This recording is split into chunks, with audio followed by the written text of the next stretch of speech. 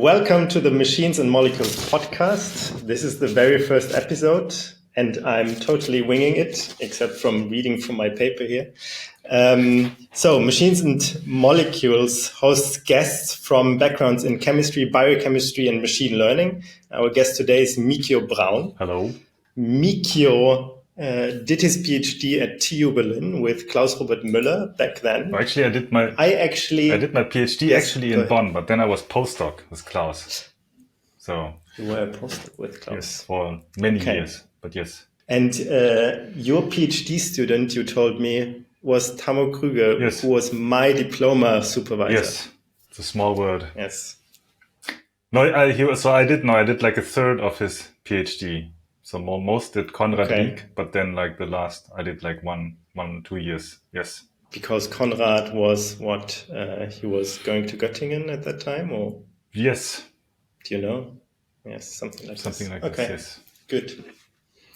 So you worked on kernel methods, you worked on clustering, cross-validation, probably also on brain-computer interfaces, because that was in fashion at TU at the time.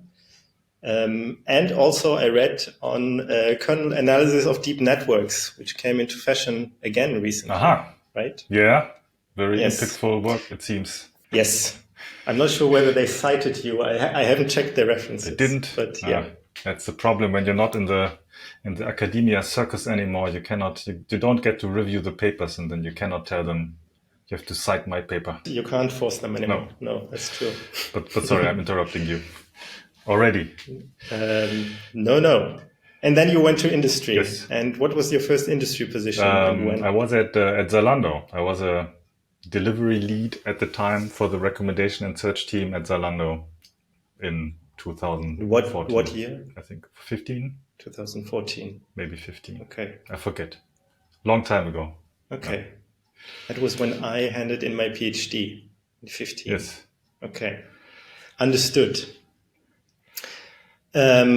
Yes. So have you brought an M word? Because the theme of the podcast is machines, molecules, and some other M. Yes. No, my first thought was Mikio, but then no, but you supplied a list. So I picked mathematics because I did way too much mathematics during my university years. Why would you say too much? It was just too much.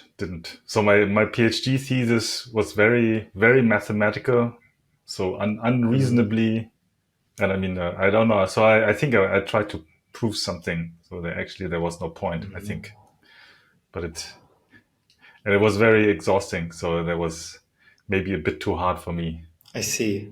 But was your undergrad in math or in computer science? No, computer science, but my minor was mathematics. And I studied in Bonn, right, which has very strong mathematics. So like, I think the guy I did most of my exercises together with, he was a mathematician. So I sort of had like the real math lectures.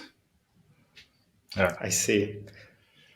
I've always felt I did too little mathematics when I did my PhD. I was like, I'm missing so much math. I can't do this machine learning stuff. It's just, I miss the background. Yeah. No, I actually tried to prove some convergence stuff. So I think it was, so I sometimes thought my PhD was actually like a math diploma in functional analysis, because I was just, so it seemed like what everybody else is also doing, just proving some convergence stuff. Yeah. Yeah. But that's what you do. Did you do kernel methods at that time also? Yeah. So I did. Okay. I did something on the eigenvalues and eigenvectors of the kernel matrix. Well, then functional analysis is a very natural field, right? Yes. For kernel methods. Yeah. Okay. And what's your relationship with math today? What's my No, I still So my daughter, who's now in the 11th grade, right? And then when she comes with a math problem to me, I can still. So I realized I really did like a lot of math in my life, and I still have it.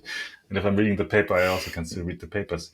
No, but I think especially with machine learning, it's a very interesting relationship between machine learning and mathematics, because you can't, people try to prove stuff, but it's really hard to do something because it's in the data, right? So, I mean, back in the days, kernel methods, so there were also all these, large deviation bounds, like this whole Vapnik theory, which was like trying to prove something, but it's just super hard. And I'm not sure like how good mathematics is actually useful for that, to be honest.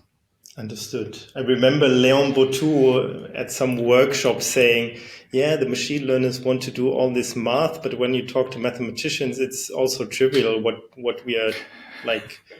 The hoops through which we jump are so trivial, and the methods that we use. So why not be honest about it? Yes. Okay. Maybe. Yeah, it was still very complicated, right? But maybe from a mathematical point of view, it was pretty straightforward. Yes. Maybe not for me. for a mathematician, Not maybe. for me. Yes. Yeah, for me also not. I really. So there were times. So I tried to prove something, right? And sort of in my simulations, I could see that it's probably what's happening. But so there was like one central proof in my PhD thesis was missing. And there was a time when sort of I had like the first few chapters, I had the later chapters, but the like chapter 4 or whatever it was missing. And that was really, really hard. So I really worked on that for a month. You know, everything else was done. And if I couldn't prove it, then I didn't have a PhD thesis. So I imagine. yeah, that wasn't. So that's why I chose mathematics, you see, quite. That's good. Yes. Yeah, it's a good reason. Yeah. Okay. And how was it going to industry then? That was actually very, very nice. So, yeah, so I think so. So I was postdoc for like 10 years or something, right? And I think over time I got more and more frustrated by the sort of the game that everybody's playing, right? So you have to write papers, you have to publish papers.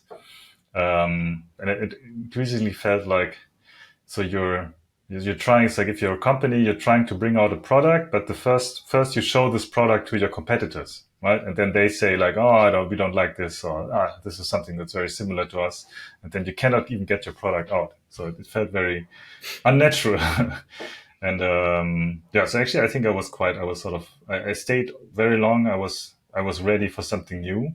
And then because I'm also a computer scientist, I was really looking forward to seeing like, okay, how is it how to properly do computer science and programs and all that infrastructure. So I was very excited actually to join Zalando and learn all about all of that. And how would you compare the learning curve between, let's say, PhD and industry? I think I always think so. Industry was very, or sometimes people ask me like, "Oh, isn't it like everything like all the technical problems aren't they trivial, or don't you miss it?" But I found it's still everything is very complicated, but on a different level, right? So it's like big companies, all the politics, all the people trying to get all the people to work together. So I always thought there's just so much to learn. So it wasn't boring at all. Yeah. And then how do you, in Zalando, right? So it was a recommendation team. So it was also technically quite interesting. How do you build something that scales to so many requests per second and so on? So I never regretted leaving. Maybe I regretted staying too long in academia. Yeah. Especially because it pays so badly compared to industry. Yes. Yeah, I understand. And I also had the impression,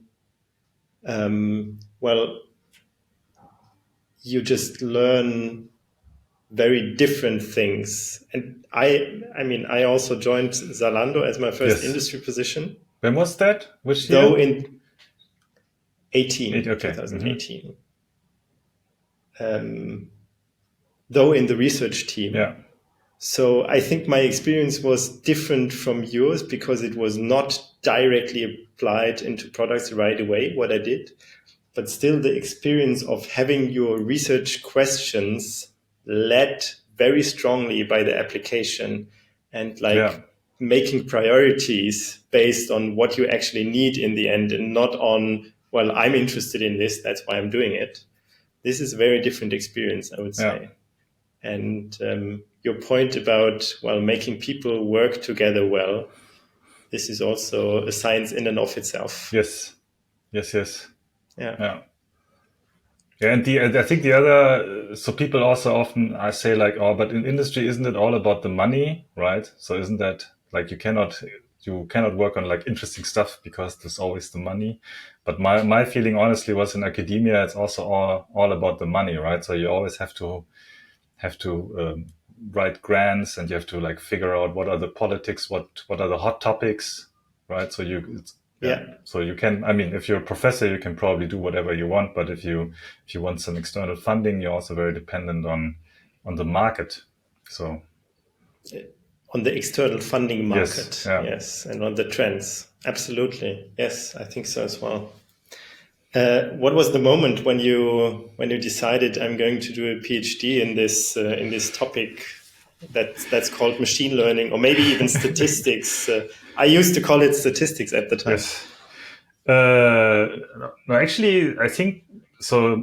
Artificial intelligence, that was really one of the main points why I got interested in computers. I mean, I was like a typical nerd, so I had back in the 80s, like a C64, C16. So I was coding, and then at some point I thought, oh, why can't we build machines that think, right? So I remember this was really one of the things I wanted to do. And then sort of I didn't know about machine learning, of course, right? But then when I started to study, I looked, okay, what are the like artificial intelligence topics?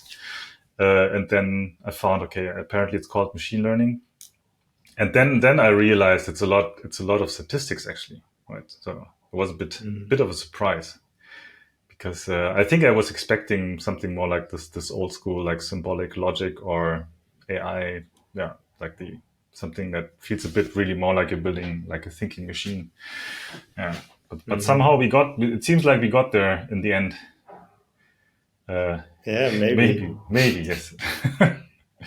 Yeah, it's still debated. yes. What's your take on it? Yeah, I think there's still something is missing, but we're getting closer. Maybe. Do you have? Are you a doomer? No. Or are you a boomer? No, I'm a too young Gen X, so that's no. I think it's very, so these, you mean like all these people who are now saying, oh, AI is going to be the end of us and so on. I think it's a very, yeah, like even researchers. yes. But it's a very weird thing that's happening, I think. Right. So apparently we have so many like big issues. So I was really shocked when I think Jeff Hinton, when he said this is even more important than climate change, right? It's like, I mean, this to me, yeah, I've not read that or heard that, but this I find to be very off. I don't know what your feeling is. Yes, yeah. So it's yeah. So there's I found this blog post somewhere where somebody tried to compute the probability that AI will lead to the end of humanity, and he used an approach that somebody. Sorry, I forgot all the names, but I can send you the links later.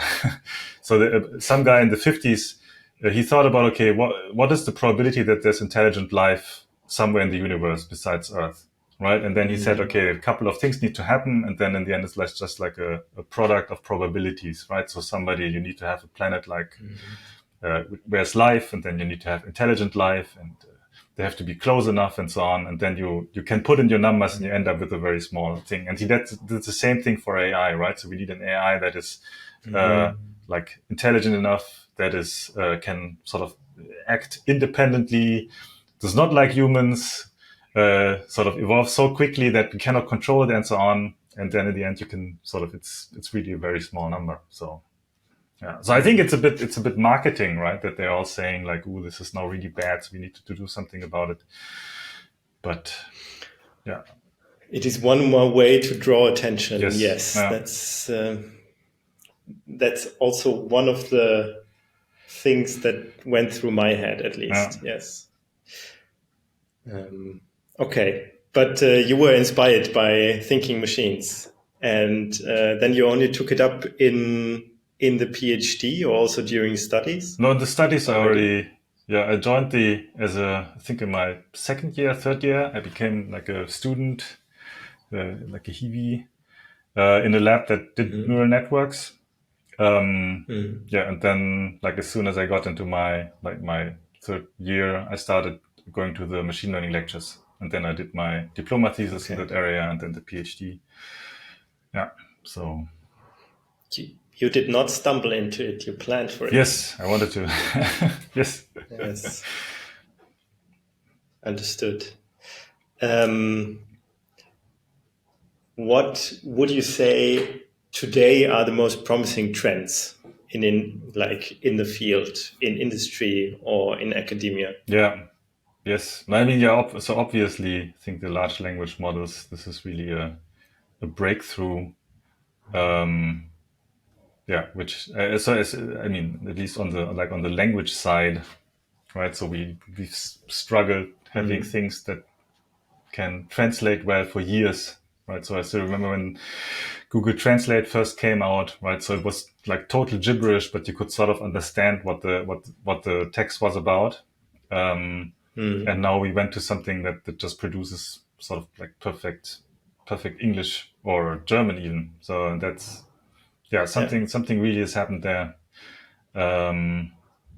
But yeah, there's still some but challenges though, I think. Yeah. yes, but I notice you're talking about translation mostly, and you're not talking about, well, it can think so well and it can reason so well. Um, do you have I mean, you've probably used these models now Yeah. quite a lot, as many of us have.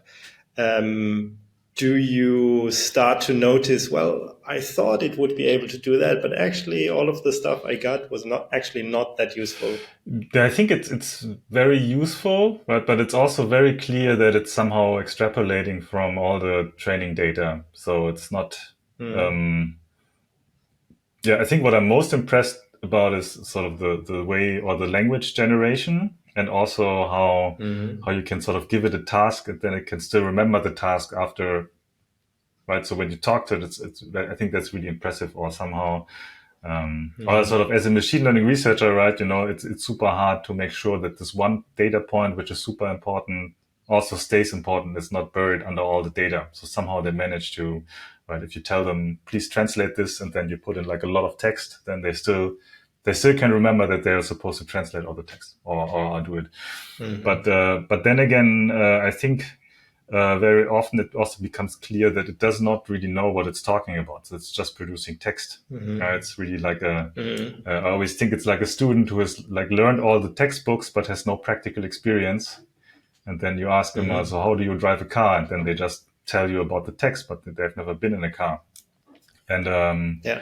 and sometimes they also just make mistakes. So I tried like a very simple mathematics, like a quadratic equation, and then it was like 5 steps, and most of it was okay, but then in one of the steps, right, it just did something that was completely wrong. It just so yeah, so I'm factoring this, Yeah, and yeah, then yeah. something else came up, and I think it's really yeah, somehow by analogy, and that often works, but it's not. Yeah, when it doesn't work, also it has no means of really understanding what it did or what it didn't do. Of Yeah. backtracking. Yes, that's true. I think yesterday, or maybe on Friday, I also asked it explicitly to not use the following approach. And that's exactly the approach that it used. Yeah. So even negation in that case, it didn't get. And like the newest GPT-4 model in ChatGPT, blah blah blah, which is not surprising because I've been a natural language processing guy, Yeah. and I've looked at negation. So of course it gets it wrong sometimes, but I think it's clear where the boundaries of this technology are as well, and that it can't do so much as everybody is telling. Oh wow, it's going to take the world by storm. Only if we let it. I think I'm always saying, and I'm also saying it here, right? So the danger is always when you put too much trust into these models and then you let them do stuff without checking on them, right? So having them make decisions about humans and so on. That's where the danger comes in. Yeah. Yes, true. And I think you've also been a proponent of simple models for practical uses, especially in industry. Yes. Can you tell us a bit more about this? Yes. So the the funny thing is, right? So everybody's now talking about LLMs and all that. But I mean, even before all of that, my impression was always that industry is really like years behind, like the state of the art, right? So people are still struggling to do, I don't know, XGBoost based models and building pipelines. So it's all very complicated, and it's also right. So if you're a big company and you have a new project it might take like 1 or 2 years till you're finished with it. So, and then, so it's never that the industry is really at the forefront of things. And I think everything that was true like a year ago is still true, right? So it just doesn't make any sense to use an LLM for a task where like a random forest model would work very well. I mean, just from the modeling side. And then of course there's the reason. So an XGBoost model, I don't know. I have never benchmarked it, but I guess you can get like 1,000 predictions per second out of a single CPU. And with an LLM, of course not. So I think there are also practical reasons why you wouldn't want to do that. Yeah. So I think it's still, for some applications, obviously you would use that, or for generative AI, you would use some of these state-of-the-art models. But for many applications, you wouldn't. Yes, absolutely. I mean, we've seen the cases where people tried to put in deep learning into an application, and they just struggled to improve over random forests or XGBoost. Right? Yeah. That's so common, actually. Yeah. Yeah. So while I was at Zalando, I was there for 4-5 years. So I was always doing a lot of interviewing, right? I think on average like 2 interviews per week or so.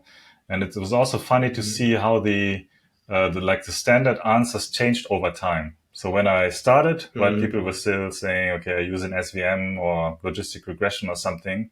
But then a few years later, whenever you ask people, so how would you solve this problem? They would always say deep learning. And that's, it's funny. So, yeah.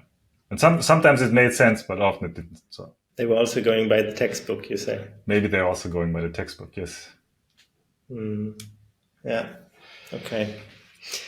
And what do you think machine learning can do to improve important things apart from ad click rates? And I don't know, selling more stuff?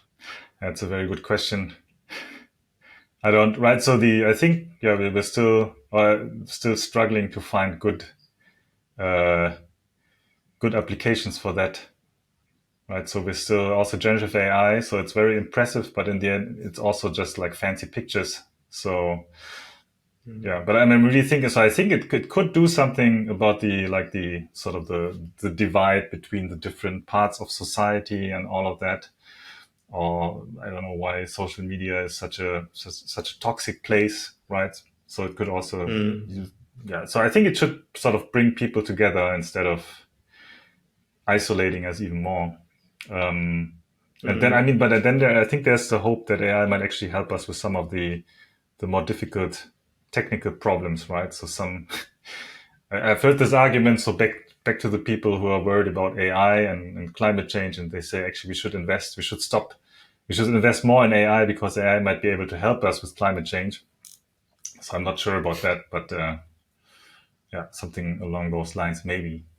Yeah, with respect to climate change, I think I guess the general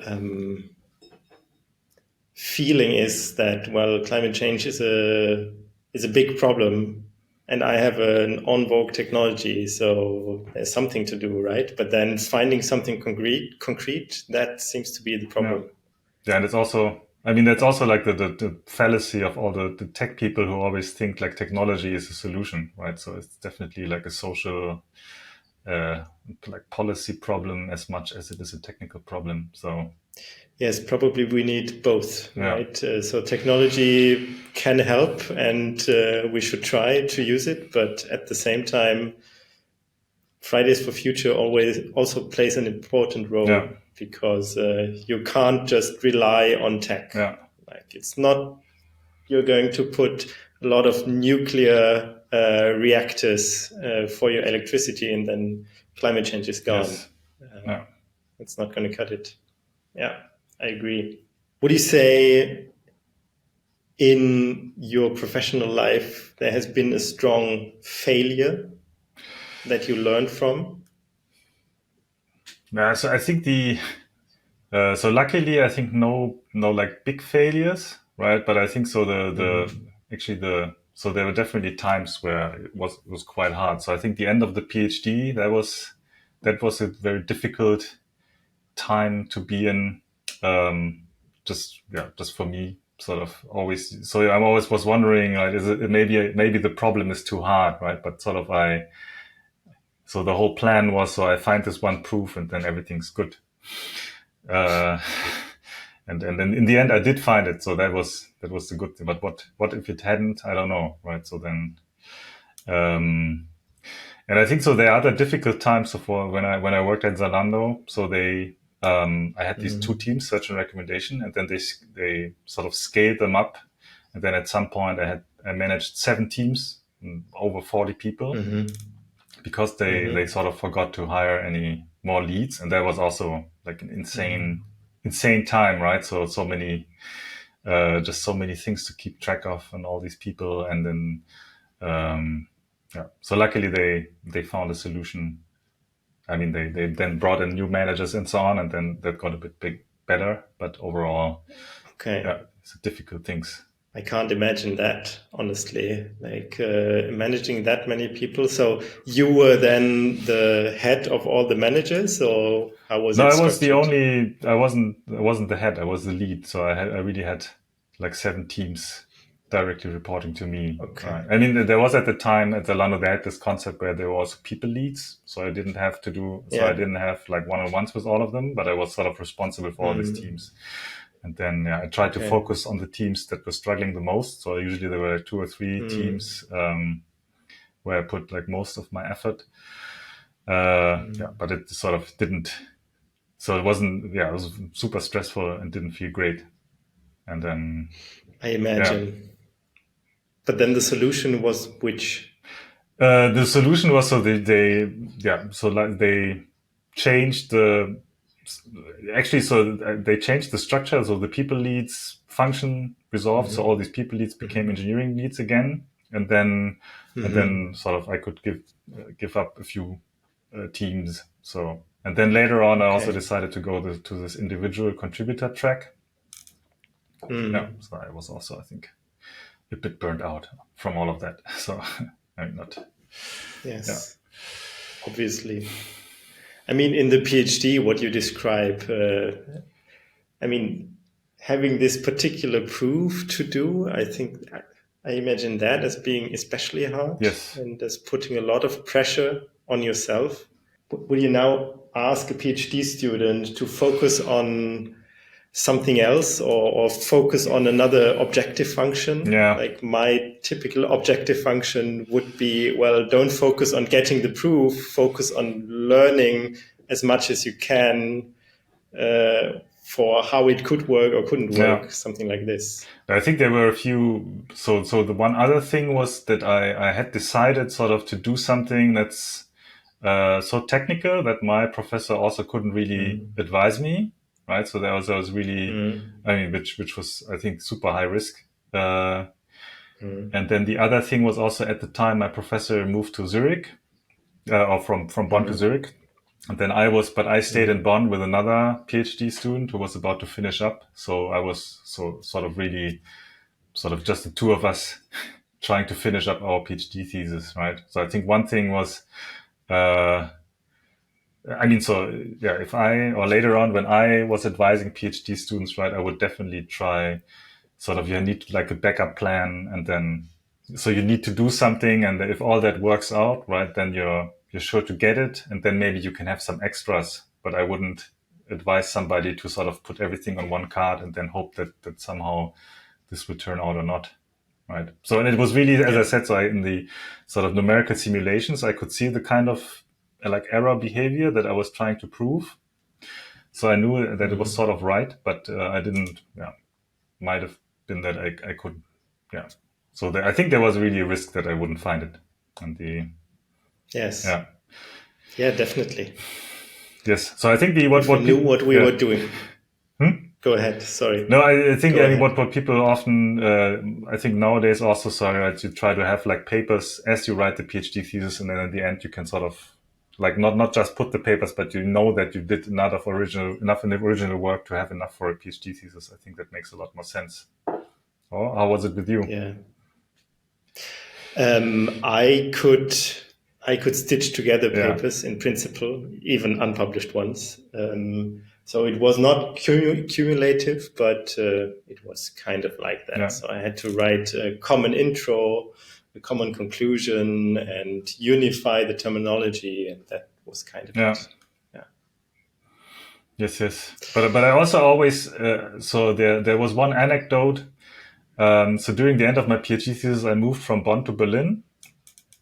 Okay, and then we rented a truck. But then the day when we picked up the truck, they said, "Oh, actually, we only have a truck which is like one size smaller than what you wanted to have." Okay, and then I said, "Okay, whatever." And I took the truck, and then I went back, and then the people who were helping me said, "What? You can never fit all of that stuff into this truck."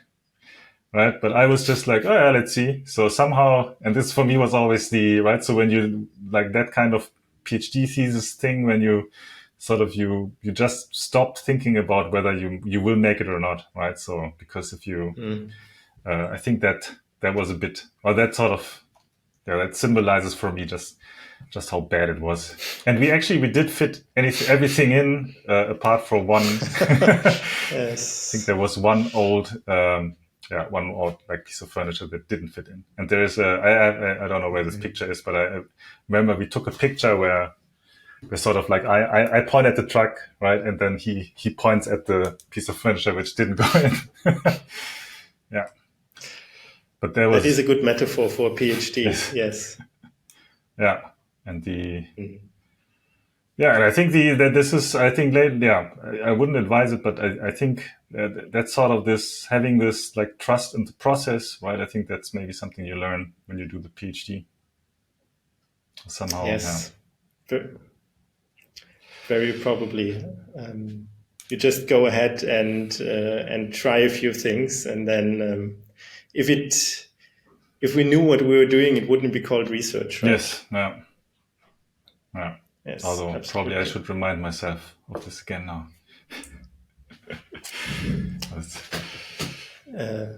Because right now you have a similar project of fitting something inside a truck where you don't know whether it fits. Maybe, yes. No. No. So I've been being like independent consulting now for 2.5 years, and and that's also, it's a little bit like that, right? Because you also never know what the future brings, and then you're trying to sort of figure out how you want to make money and what kind of projects you want to do and so on. Yeah. It is quite some risk again that you take on your shoulders, right? Yeah. Or would you say that's not the case? Yes. I mean, I think in general in consulting, right? So usually you don't have a lot of, or like many people I talk to, they sort of, you always have enough money for the next 6 months or so. But I mean, also I talk to people who have people who have an actual consultancy, and they have people like on a payroll, but they always say, so you're always planning like 6 months, a year in advance, and you have to make sure that the next project comes in, right? And then, and I think I was lucky that sort of for the first 2 years, I always got another project. Right now it's a bit, not that much coming in. And then, it's a bit similar, I think. Yeah. Similar situation. Yes. Okay. Thank you, Mikio, for being the first guest Yes, on the podcast. big honor. Thanks for having me. Yes, and let's have a coffee together soon. Yes, we will. Here at beautiful AI campus in Berlin. We will. Thank you. Bye-bye. Bye-bye.